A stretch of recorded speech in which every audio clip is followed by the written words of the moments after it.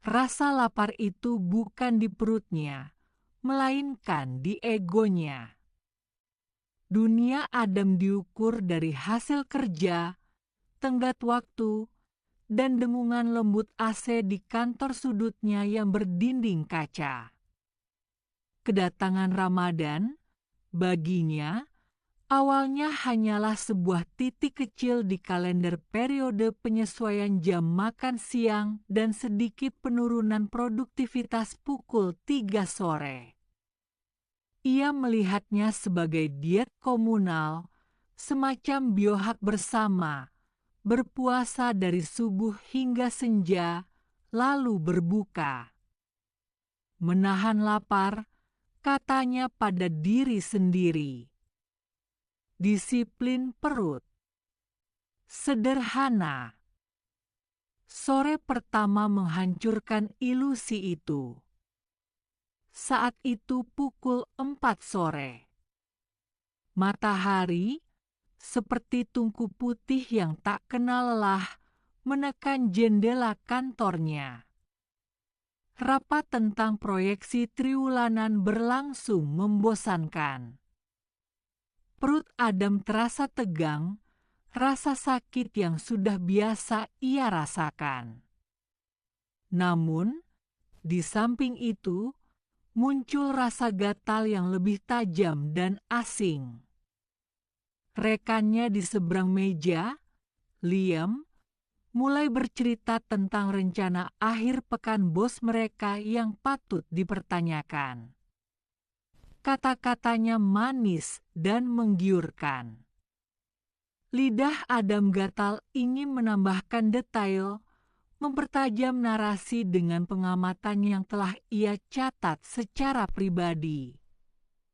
Matanya melirik ke ponselnya, sebuah cermin hitam di atas meja yang menjanjikan dunia hiburan, konfirmasi, dan koneksi yang tidak membutuhkan dirinya yang sedang berpuasa sepenuhnya. Menahan lisan, menahan pandangan. Kata-kata dari khutbah masjid tadi malam bergema, hampa dan teoritis. Inilah ujian sebenarnya. Rasa lapar itu bukan di perutnya, melainkan di egonya, di pikirannya yang haus gosip, di hasratnya akan sensasi dopamin dari sebuah gulungan berita yang menarik. Untuk tetap diam, untuk memalingkan muka dari ponsel, terasa seperti menahan napas di bawah air. Rasa lapar fisik seperti dentuman drum yang jauh, rasa lapar batin ini seperti pusaran yang menjerit.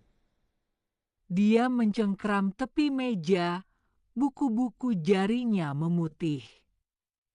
Ini bukan tentang makanan. Ini tentang saraf yang mentah dan terbuka dari impulsnya sendiri. Malam itu, salat tarawih pertama di masjid terasa kabur, dipenuhi kelelahan dan pikiran yang terus memutar ulang kisah Liam. Ia bergumam sepanjang rakaat, tubuhnya hadir, tetapi kesadarannya melayang jauh, memendam dendam dan rahasia. Ia melakukan kesalehan sambil menyimpan kerajaan ketidakpuasan kecil. Lantunan Al-Quran yang tenang dari imam terasa seperti air yang dituangkan ke atas wajan berminyak. Air itu menetes dan langsung mengalir. Perubahan itu dimulai bukan dengan suara guntur, melainkan dengan bisikan.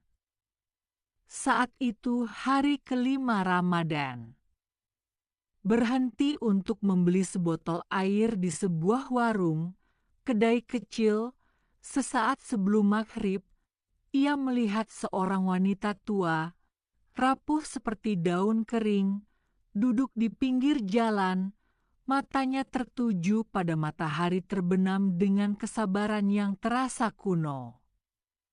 Ketika azan berkumandang, ia tidak terburu-buru.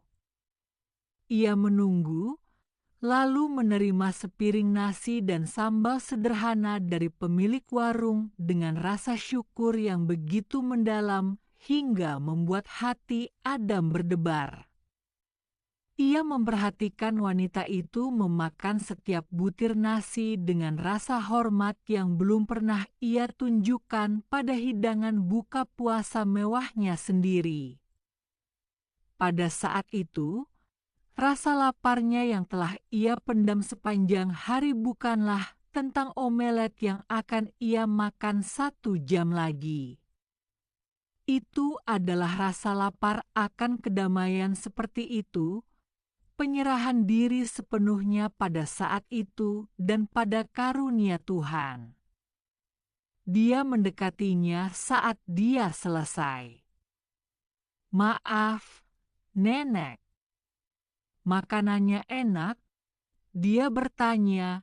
Obrolan ringan di perusahaan itu terasa aneh. Dia tersenyum, garis-garis halus terlihat di sekitar matanya. "Alhamdulillah. Yang penting ada, yang cukup. Segala puji bagi Tuhan. Yang terpenting adalah ada cukup." Dia tidak sedang berbicara tentang makanan. Dia sedang berbicara tentang kehidupan. Malam itu, Adam tidak hanya sholat tarawih, dia benar-benar menghayatinya. Dia memaksa pikirannya yang kacau kembali pada ayat-ayat Al-Quran, bukan sebagai ritual, tetapi sebagai penyelamat. Ketika pikirannya melayang ke politik kantor, dia dengan sadar menepisnya dan fokus pada makna ayat, "Wahai orang-orang yang beriman, mohonlah pertolongan dengan kesabaran dan salat. Sesungguhnya Allah bersama orang-orang yang sabar." Quran 2, 153. Dia tidak hanya melafalkan bahasa Arab, dia menghirup sebuah janji. Kelelahan fisik karena berdiri selama 1 jam menjadi sebuah wadah.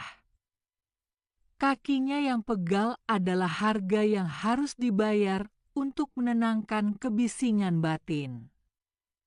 Untuk pertama kalinya, dia merasakan sedikit latihan yang telah dibicarakan oleh imamnya, sebuah pelatihan intensif untuk jiwa. Ia memulai tadarus, pembacaan Al-Quran yang tersendat-sendat. 1 halaman setiap malam, kadang-kadang tersandung pada tajwid. Tetapi ia gigih.